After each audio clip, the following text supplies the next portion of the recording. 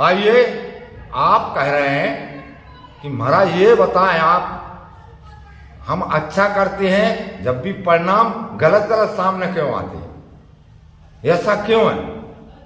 तो इसका मतलब ये है कि कभी ना कभी आपने ऐसा किया हुआ जिसका परिणाम सामने आ रहा है, और जो अच्छा किया जा रहा है उसका परिणाम बाद में प्राप्त हुआ। जैसे आप समझें कि किन्हीं कोई अंग से हीन है, उस अंगहीन को देखकर उसकी हंसी करना, उपहास करना, तो उससे जैसे अवस्था में कोई वृद्ध है, कंपायमान हो रहा है, चला नहीं जाता, उसे देखकर हंसी आई, तथा जो अपमान हो गया उसका, और उसका जो आपका जो पुण्य था उसके पास पहुंच जाता है, और उसका जो पाप है वो आपके पास आ जाता है। तो किसी भी दुर्बल का, किसी भी अंगहीन का अपमान, उपहास करने का ये नतीजा निकलता है कि अच्छा करते हुए भी गलत होता है उसके साथ में। तो देखिए आप, दीन है कोई अंधे हैं, कोई पंग है और कोई बहरे हैं, इन मनुष्यों को देखकर इनका कभी अपमान, उपहास न करें, बल्कि उनकी मदद करें, तो आपके लिए अच्छा करने का फल अच्छा तुरंत मिलेगा। देखिए, सर्प, अग्नि, दुर्जन, राजा, दमाद और भांजा, रोग, शत्रु और ब्राह्मण, यदि ये दुर्बल हैं तो भी इनका अपमान नहीं करना चाहिए।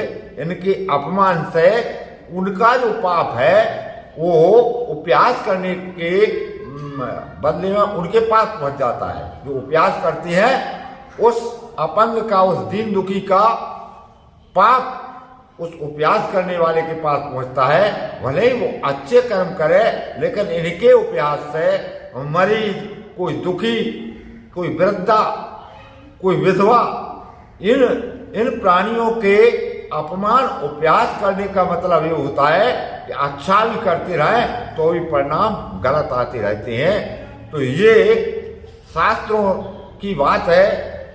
तो इनसे, इनका अपमान आपे हमें नहीं करना चाहिए कि इन सर्प, अग्नि और अपने कुल में जो बड़ा हो, जो अपन से बड़ा लगता हो, तो काका दादा लगता हो, उसका भी तू कहकर उसको संबोधित नहीं करना चाहिए। यानी तू कहना अपमान करना है, और हंसी करना, ये हंसी करने से उसके पाप हंसी करने वाले के हृदय में चले जाते हैं। जैसे तुलसी राके कहती, निकसे पाप पहाड़, और फिर आवन पावत नहीं देत मकार के बाद।